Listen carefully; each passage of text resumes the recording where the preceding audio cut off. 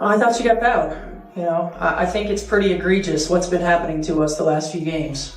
A minus 31 free throw discrepancy. And I might be able to understand it if we were just chucking threes, but we're not. We're attacking the rim. And the disrespect right now for our team has been pretty unbelievable. So it's disappointing. What if I told you that one coach just exposed a conspiracy that could change women's basketball forever? Stephanie White didn't just lose her cool after last night's game. She revealed something that has the entire WNBA scrambling for damage control. We're talking about evidence of systematic bias that goes way deeper than bad calls. By the end of this video, you'll see the smoking gun that proves this isn't just about one controversial game. And trust me, what she said about the league's internal processes will shock you. But first, let me show you exactly how this perfect storm of controversy began with what should have been a celebration of incredible basketball. Then she holds her, watch this, with her shoulder and on her arm when she follows through and then fouls her for the 4th time on her arm. It's cheating. It's plain as day. The haters will say she got locked up. Yeah, if you're fouling the whole game. But I'm going through this entire game. The corrupt refs gave this game to New York and they still barely won. Imagine watching two prize fighters trade blows for 12 rounds, only to have the judges steal the victory in the final seconds. That's exactly what happened when Indiana faced the defending champions. Aaliyah Boston was putting on an absolute clinic. 27 points and 13 rebounds against the best team in the league. This wasn't just good basketball. This was statement-making, championship-caliber dominance. Lexi Hull came out of nowhere in her first start, dropping 15 crucial points when her team needed her most. The energy was electric, the plays were highlight reel worthy, and Indiana was proving they belonged in conversations with the elite teams. This should have been the story everyone was talking about today.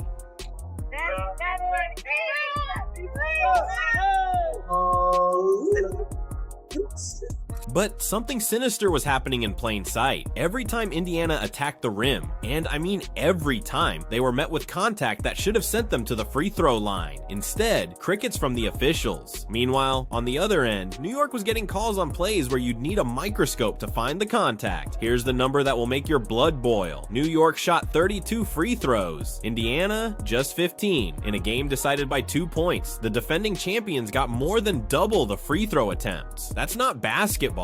That's highway robbery with striped shirts as accomplices. When you dig deeper into the pattern, it gets even worse.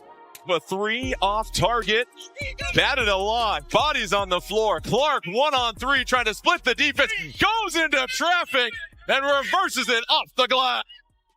And a fearless Caitlin Clark here. Watch how she uses her body to shield the defender. That's just beautifully done by Caitlin Clark.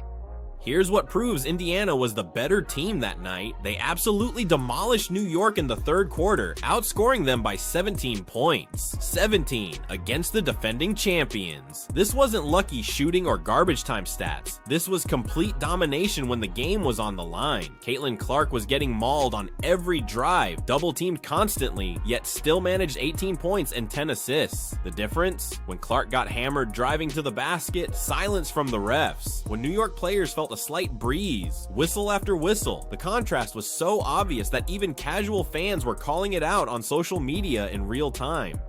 No pass shot possessions for New York. Clark, step back 3. Oh, she hit it and draws the foul. Welcome back, Caitlin Clark.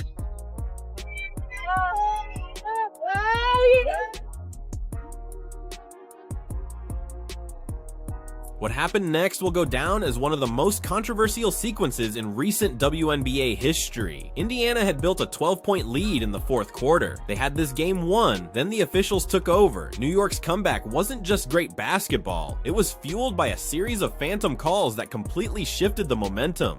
Jonquel Jones scored 14 points in that final quarter. And here's the kicker. She was getting to the free throw line on contact that Indiana players were absorbing all night without a single whistle. The fix was in, and everyone could see it happening in slow motion. Our third quarter was really, really good. Obviously, if we won the quarter by 17 points, that's what put us in a position to have a chance to win. So essentially, we really played one good quarter of basketball and lost to the defending champions by 2. So I guess that's positive. A lot of ways to continue to get better. What you're about to see will make you question everything you thought you knew about fair officiating. With 2.9 seconds left and Indiana down by 2, Caitlin Clark gets the ball for what should have been the game-tying moment. This was destiny calling. But watch this replay closely. Natasha Cloud makes contact with Clark multiple times during the play. Not subtle contact, clear, obvious, game-changing contact. The kind of foul that gets called in pickup games at your local gym. But the whistle never comes. The refs just watch the season slip away from Indiana without lifting a finger. A 3 off target. Batted a lot. Bodies on the floor. Clark 1-on-3 trying to split the defense. Goes into traffic and reverses it off the glass. And a fearless Caitlin Clark here. Watch how she uses her body to shield the defender. That's just beautifully done by Caitlin Clark. The replay is damning. Crystal clear contact that should have sent Clark to the line for 2 shots to tie the game. Instead of overtime and a fair chance to win, Indiana's record drops to 2-2, and Clark gets robbed of her moment. But here's what makes this even more infuriating. This wasn't an isolated incident. This was the culmination of a pattern that's been building for weeks. The refs messed up 3 calls in the last 3 possessions of this game. First, DeWanna Bonner gets absolutely destroyed, no call. 2 plays before that non-call on Clark, the refs missed an obvious foul on DeWanna Bonner. She had a wide open layup and got absolutely hammered. The contact was so clear that the crowd gasped, but no whistle came. Indiana loses another crucial scoring opportunity. Then, in the very next possession, they call a phantom foul on Lexi Hull while she's playing picture-perfect defense on Sabrina Ionescu. Hull wasn't reaching, wasn't grabbing. She was in textbook defensive position, yet somehow that gets a whistle.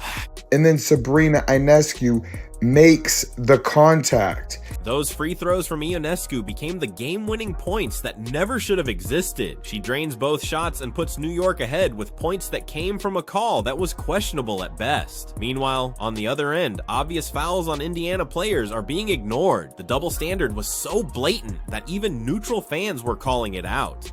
And this is the worst one. There's 1 foul. There's 2 fouls.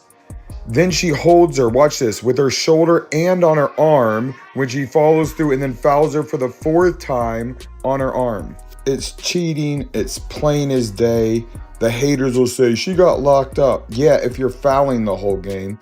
But I'm going through this entire game. The corrupt refs gave this game to New York and they still barely won. 3 critical calls in the final 2 minutes. All 3 going against Indiana. All 3 changing the trajectory of the game. That's not basketball. That's systematic bias in action. The Fever earned the right to have this game decided by who played better, not by officials who seem to have a predetermined outcome in mind.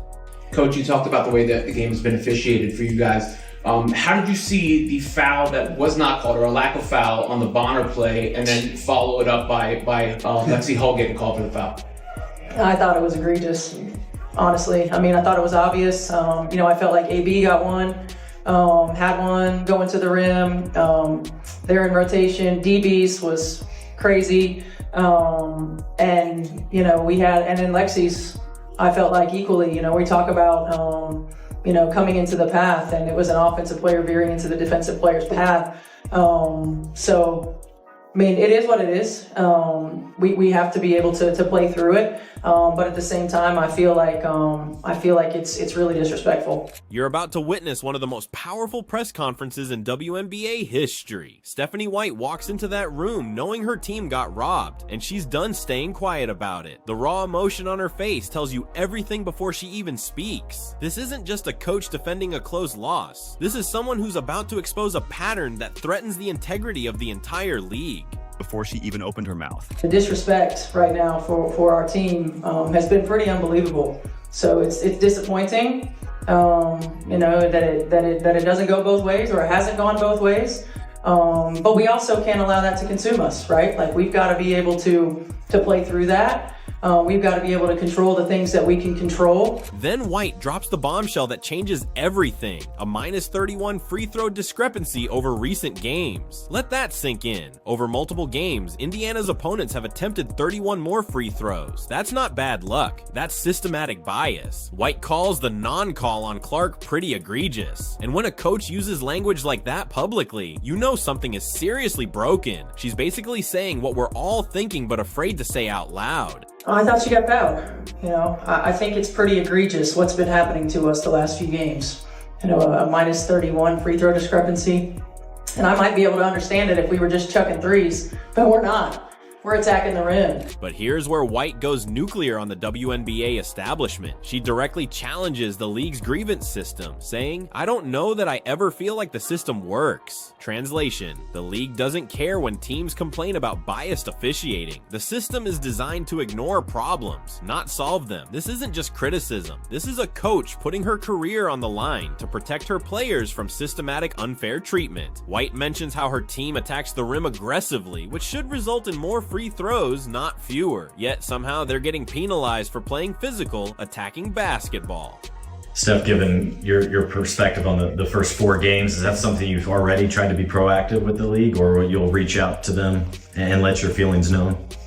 Yeah, I mean, look, there's a system to making sure that we can send stuff in and communicate, our grievances, so to speak. I don't know that I ever feel like the system works. We're not looking for a change. We're just looking for consistency. I felt like the second half of Atlanta, at least at our place, was at least consistent, right? And that's the thing that we're looking for. White's raw emotion shows how deep this problem runs. This moment will be remembered as when someone finally said what needed to be said. Most coaches stay quiet about officiating because they're terrified of league fines and discipline. White doesn't care about the consequences. She's going to protect her players and call out the system when it fails them. Her courage is putting the entire WNBA on notice. The officiating bias has to stop, and it has to stop now. On the plus side, you could say you're 2 possessions away from being 4-0 in these games. Do you look at it from both sides? Like, here are the positives of this, and then here are the things we really want to work on.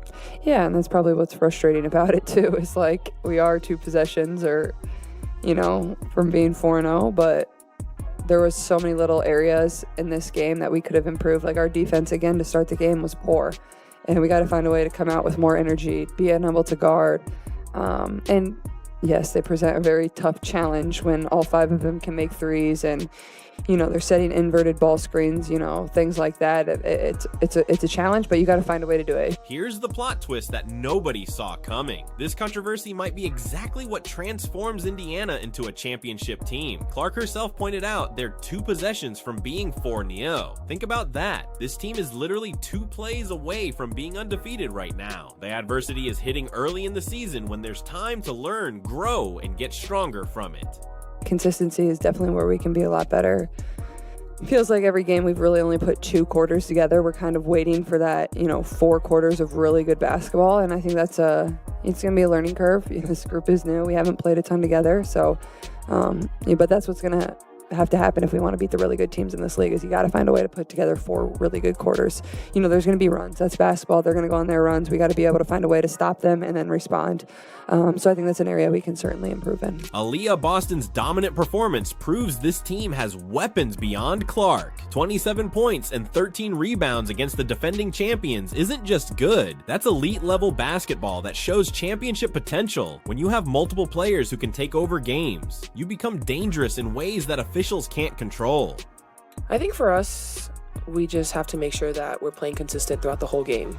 It's pretty easy to just say that our not getting over the hump in that 4th quarter, but I think our start, in that 2nd quarter, they outscored us by a bit. So we have to make sure that our start is better so that when we do get to the 4th quarter, it doesn't have to be this close. But it was competitive basketball. We dug ourselves in a hole to start. We got back in it, tied the game up. Sometimes the ball just doesn't roll your way, but I think if we prioritize the way we start, it's going to be better for us in that 4th quarter.